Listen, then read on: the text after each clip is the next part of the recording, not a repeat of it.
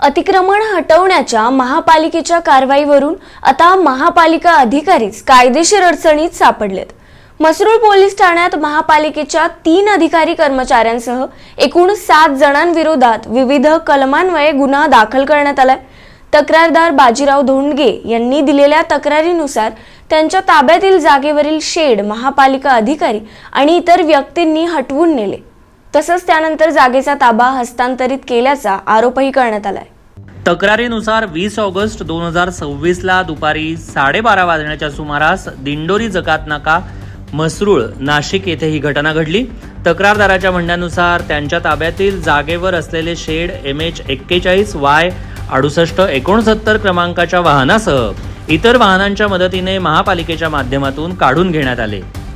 या प्रकरणातील तक्रारीमध्ये प्रवीणचंद वालचंद शहा, तेजस प्रवीणचंद शहा, सुरेखाबेन महेंद्र शहा, महानगरपालिका अधिकारी राहुल जाधव, लिपिक जाधव आणि महानगरपालिका कर्मचारी मोरे यांचा आरोपी म्हणून उल्लेख करण्यात आलाय। तक्रारदाराने दिलेल्या तक्रारीत जागेबाबत पूर्वीपासून वाद असल्याचं नमूद केलंय। तसेच संबंधित जमीन आदिवासी समाजाच्या नावावर सुरू असलेल्या प्रकरणाशी संबंधित असल्याचा दावा करण्यात आलाय। शेड हटवण्यापूर्वी धमकी देण्यात आली आणि त्यानंतर शेड काढून अतिरिक्त जागेचा ताबा बेकायदेशीररित्या दुसऱ्या व्यक्तींना देण्यात आल्याचा गंभीर आरोप तक्रारीत करण्यात आलाय।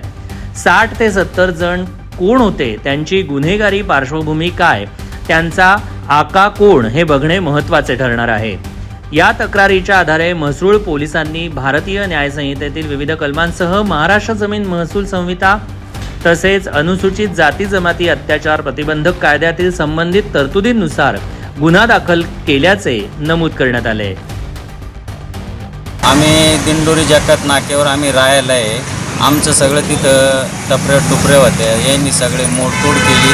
प्रवीण लालचंद शाह राहणार टिळकवाडी काय त्यांनी 70-80 गुंड आणि 30-40 लेडीज आणून आमच्यावर हल्ला केलेला आहे त्यांनी आणि एकदा कब्जा काढून गेली महानगरपालिका।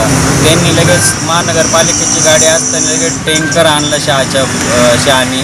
तो टँकर लगेच तिथं उतरवली, ती टपरी लगेच तिथं अतिक्रमण केलं, लगेच तार कंपाऊंड सगळं मारून आणि आम्हाला उचलून दिलं। आम्हाला कुठल्याही परिवाराने साथ नाही दिली, पोलिसांनी साथ नाही दिली। डिपार्टमेंटला आम्ही 112ला फोन लावून 112नी सुद्धा जागेवर येऊन आम्हाला काहीच विचारपूस केलेली नाही।